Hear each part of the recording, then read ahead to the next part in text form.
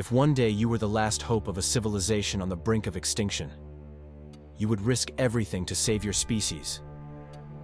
But if you had to destroy the order of another world to do it, would you still be a villain?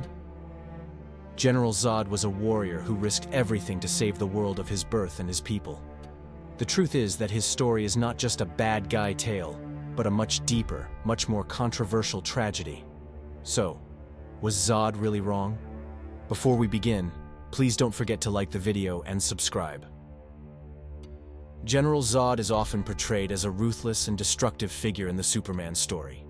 He is a warrior who wants to take over the Earth, a warrior who has adapted to our planet and gained extraordinary powers, and whose eyes are filled with vengeance and ambition. But this is only one aspect of his story, because a deeper look into Zod's motivations reveals a different truth. He is a man who fights not to destroy, but to keep his people alive. Zod was aware of the same truth as Superman's father, Jor-El. Krypton was doomed by its own hubris. But while Jor-El offered a passive solution, he wanted to guarantee the continuation of the species on an individual basis by sending his newborn son into space. Zod sought a collective salvation. He knew he could not stop the destruction of Krypton, but he believed he could save his people. For him, the future of Krypton was not in the hands of corrupt scientists and politicians. The warriors, he and the soldiers under his command, could restore a new order and restore their species. But the tragedy was that Zod's vision was based on violence and authority. He was willing to make any sacrifice to keep his people alive, including the destruction of another planet. But was it the nature of these sacrifices that really made him a villain?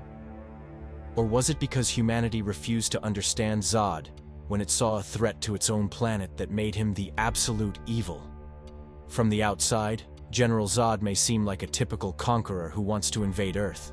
But to understand his motivations, it is necessary to see things through his eyes. For Zod, Earth was not just a planet to be conquered, but the last glimmer of hope that could become the new home of his people.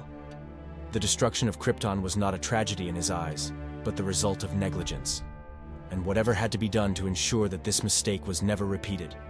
The fundamental question here is this: can the destruction of one race for the survival of another be justified? In Zod's eyes, the answer was clear. The people of Krypton, with their advanced technology and wisdom, were superior to humans. Humanity was a primitive species, and to Zod, their presence on Earth was merely a hindrance. From his point of view, the current owners of Earth were preventing the rise of a new and superior civilization. If a sacrifice had to be made, it had to be made by the human race. Would Zod have been an ideal leader? Probably not. He was authoritarian and ruthless.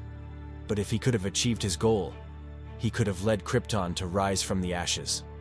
This is where his ideological conflict with Superman comes into play. Superman, as someone who saw the potential in humanity and gave them hope, rejected Zod's argument. He believed that humanity could one day be as advanced as the Kryptonians. Zod, on the other hand, believed that this was impossible and that it was pointless to risk Krypton's future by showing compassion for humanity. So, let's pause here and think. Was Zod really wrong? His methods may have been cruel, but can his cause, the survival of a vanquished people, be justified? If Superman were in his place, how would Zod go about saving his people? When we look at the story of Zod, we often come across the question: what really made him a villain? Was it his goal, or the methods he chose to achieve it? If someone else had been in Zod's shoes and tried to save the people of Krypton in a more peaceful way, would we have seen him as a hero?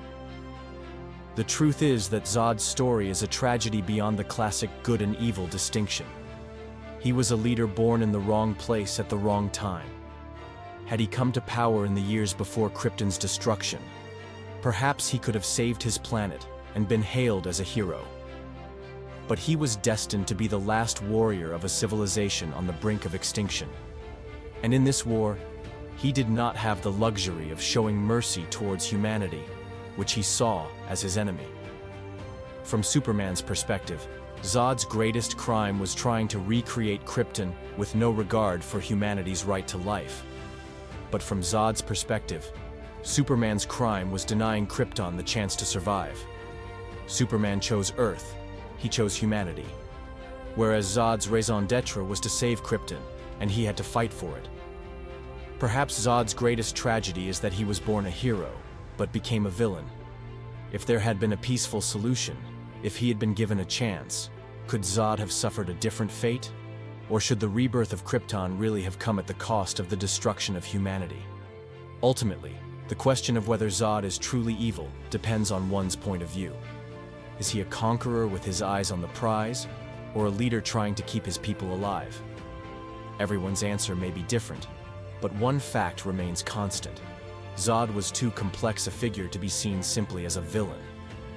General Zod's character is not just a science fiction figure, but a reflection of like-minded leaders throughout history. His notion of protecting his own people and maintaining order through strong authority has been seen many times in history. For example, leaders who implemented harsh policies to build a strong nation, like Zod, saw themselves as saviors of their people. In their eyes, sacrifice is inevitable. Individual freedoms and diverse communities can be sacrificed to maintain the greater order. Many leaders of empires and states in history have built authoritarian regimes in the name of establishing a grand order, but have not hesitated to sacrifice innocent people in the process. Likewise, Zod's plan to take over the Earth is similar to the actions of empires throughout history that have pursued expansionist policies. The invasion of other lands by large armies under the pretext of bringing civilization or superior culture is actually a reflection of Zod's idea to rebuild Krypton. He too saw humans as weak and inferior, and wanted to replace them with his own people. The tragedy of Zod was that he was firmly committed not only to his goal, but also to his methods. In his eyes, peace could only be achieved through war. But was there really no other option? What if, instead of seeing humanity as his enemy, Zod had chosen to cooperate with them and keep Krypton's legacy alive?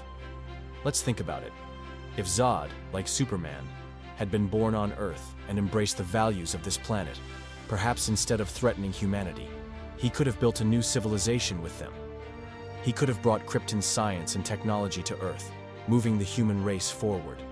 But his past, the military discipline that shaped his mindset and his belief in absolute authority, led him to ignore this path.